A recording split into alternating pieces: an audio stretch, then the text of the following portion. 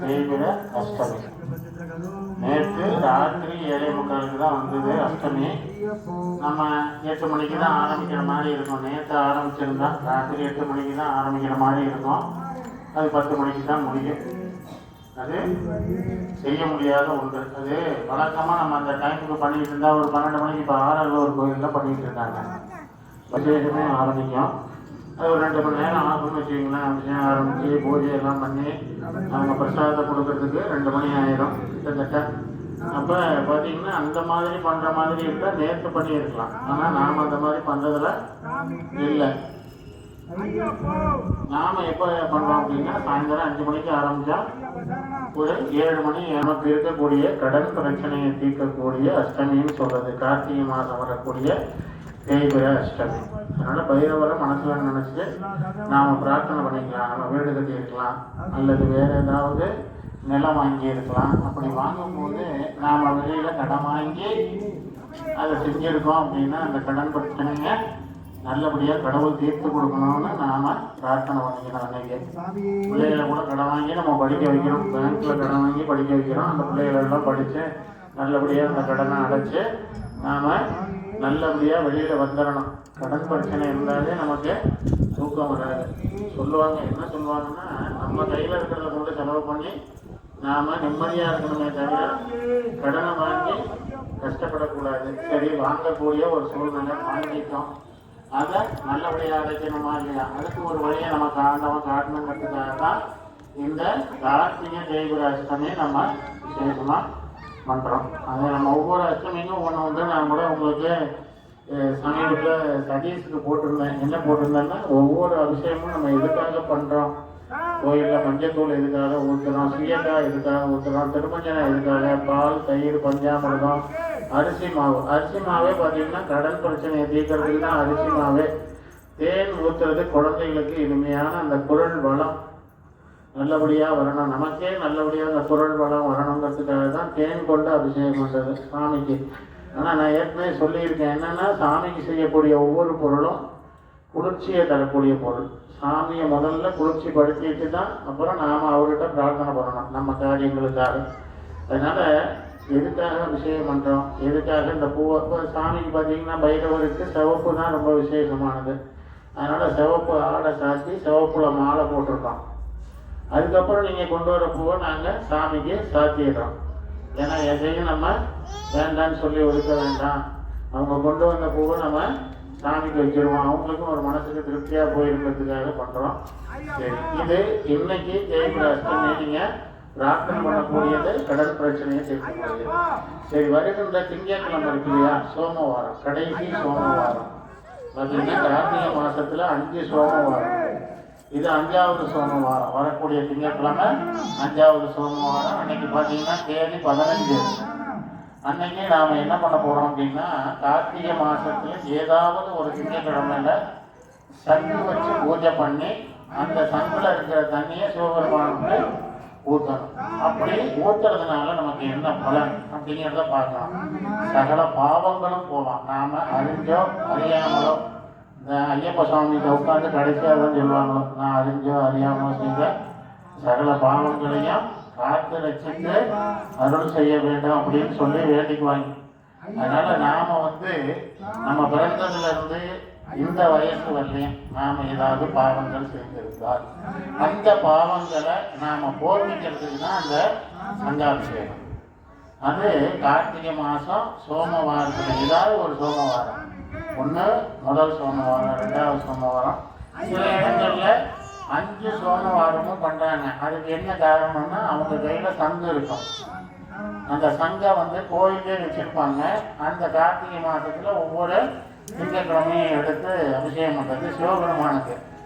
அதனால இப்போ வரக்கூடிய அந்த திங்கட்கிழமை நாம அந்த சங்காபிஷேகம் பண்றோம். அதை நம்ம எத்தனை மணிக்கு ஆரம்பிக்கிறோம் அப்படின்னா, மத்தியானம் 2 மணிக்கு தான் ஆரம்பிக்கிறோம்.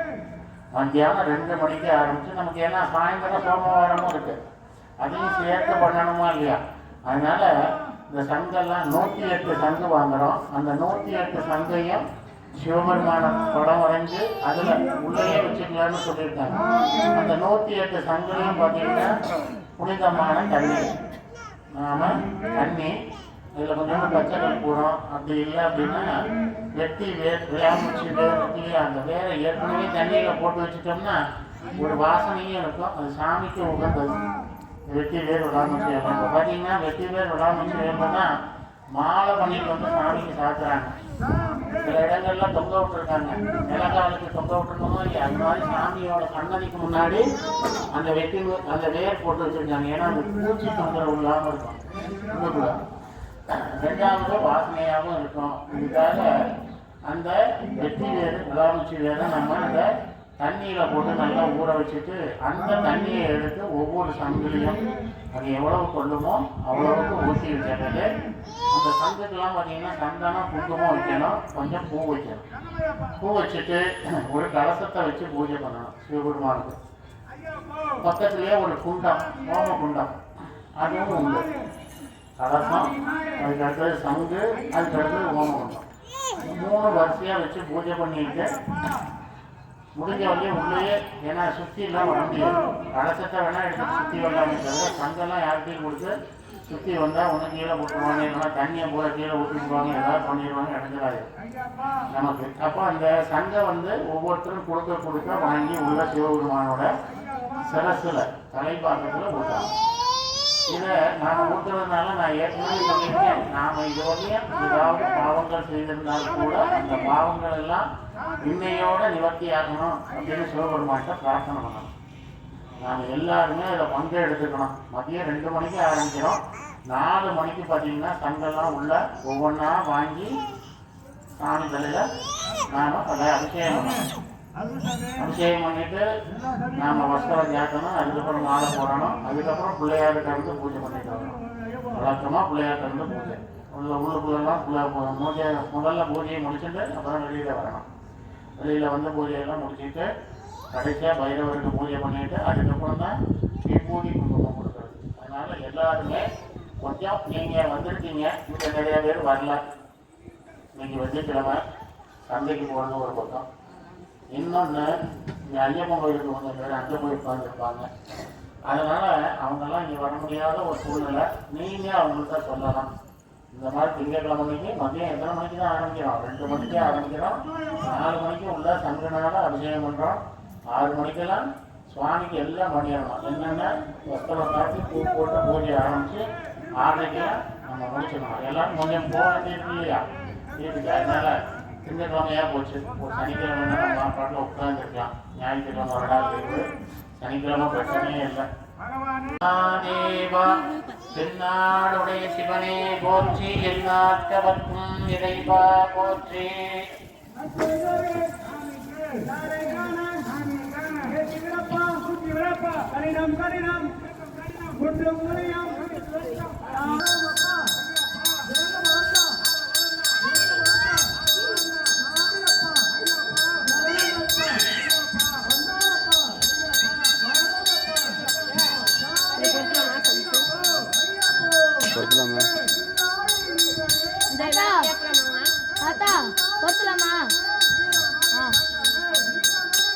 அந்த விளக்கு எடுத்துடு, அந்த விளக்கு எடுத்துடு பாப்பா, அந்த விளக்கு எடு பாப்பா.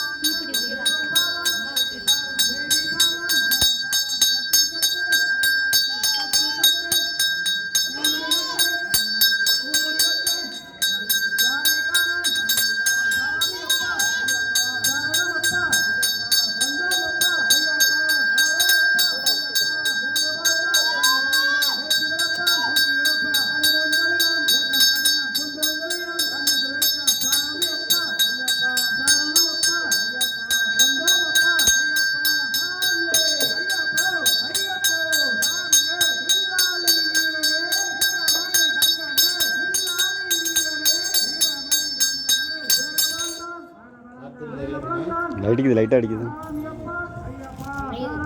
2 பக்கம் இல்லைன்னா இந்த பக்கம் வந்து பிறந்தோம்னா பாப்பா இந்த பக்கம் வந்துடுறோம். கோமுகம் இருக்குல்ல, இந்த பக்கம் வந்துட்டீங்கன்னா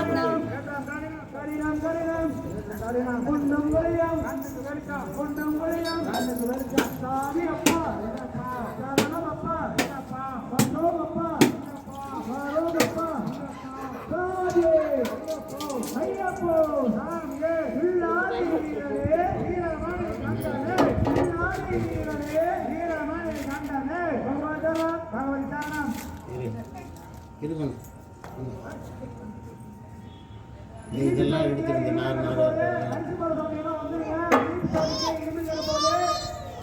அரிசி பல சாமிகளை வந்து நீர் ஒரு அறிவிக்கப்பட்டது. இனிப்பு சாமிக்கு இரும்பு கட்டுது. அரிசி பல சாமிகளாம் வந்து அரிசி போடுங்க. சாமியே தரணையப்பா, சாமியே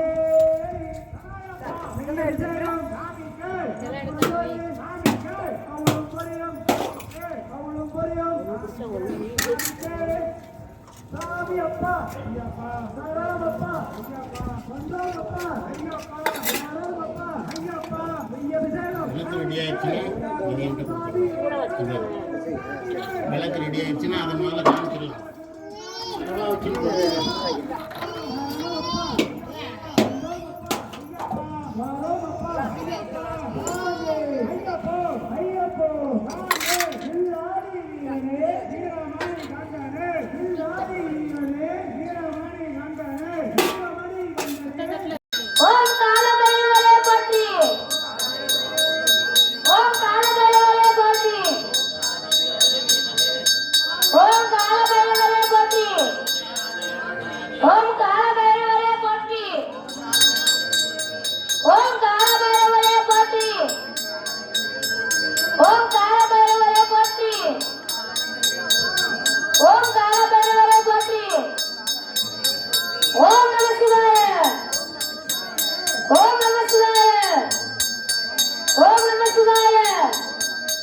ஓம் நம சிவாய ஓம் நம சிவாய ஓம் கால பைரவரே போற்றி ஓம் கால பைரவரே போற்றி ஓம் கால பைரவரே போற்றி ஓம் நம சிவாய ஓம் நம சிவாய ஓம் நம சிவாய ஓம் நம சிவாய ஓம் நம சிவாய ஓம் நம சிவாய ஓம் நம சிவாய ஓம் நம சிவாய ஓம் நம சிவாய ஓம் நம சிவாய ரசபைரவே மூர்த்தி பிரசாத சத்யர்த்தம் காலபைரவ மூர்த்திபாதாரவிந்த யோக அஷ்டோத்திர வில்பதல பூஜா மத்தியகரசேவோம் பவஸ்வதேவ சுதாய நமகாவோம் சர்வஸ்வதேவ சுதாய நமகாவோம் ईशानश्वदेव सुधाय नमः वशवदोर्देवश्वदेव सुधाय नमः उग्रश्वदेव सुधाय नमः रुद्रश्वदेव सुधाय नमः मीमश्वदेव सुधाय नमः मगधोर्देवश्वदेव सुधाय नमः ओम महादेवाय नमः ओम कालभैरवमूर्ति नमः नानाविध परिमलपत्र पुष्पाञ्जलिं समर्पयामि சாமி அப்பா சரணம் அப்பா அப்பா வாரம் அப்பா அப்பா பள்ளி கட்டு அவனுக்கு இருமணி கட்டு அவனுக்கு நெய்ய விஜயகாந்த்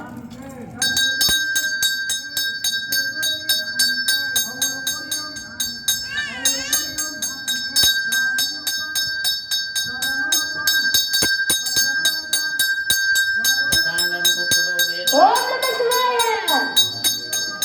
ஓம் நம சிவாய ஓம் நம சிவாய ஓம் கால பைரவரே போற்றி ஓம் கால பைரவரே போற்றி ஓம் கால பைரவரே போற்றி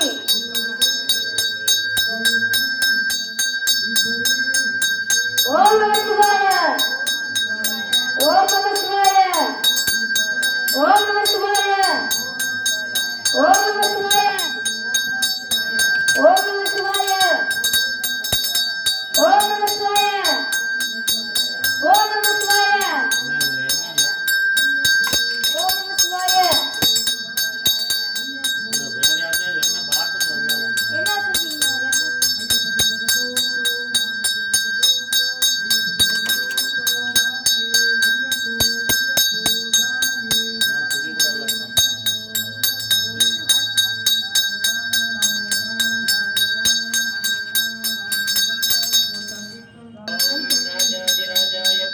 ஓம் நம சிவாய ஓம் நம சிவாய ஓம் நம சிவாய ஓம் நம சிவாய ஓம் நம சிவாய ஓம் கால பைரவரே போற்றி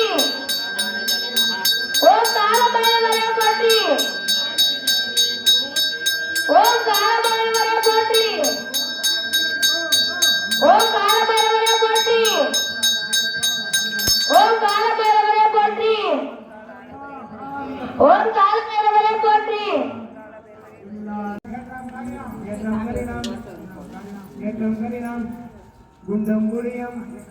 குண்டம்புளியம் சாமியப்பா ஐயப்பா சரணமப்பா ஐயப்பா வந்தோங்கப்பா வாரோமப்பா சாமியே ஐயப்போ வில்லாளி வீரனே வில்லாளி வீரனே வீரமணி கண்டனே பண்ணிக்கலாம் எங்கே ஆட் பண்ணுங்க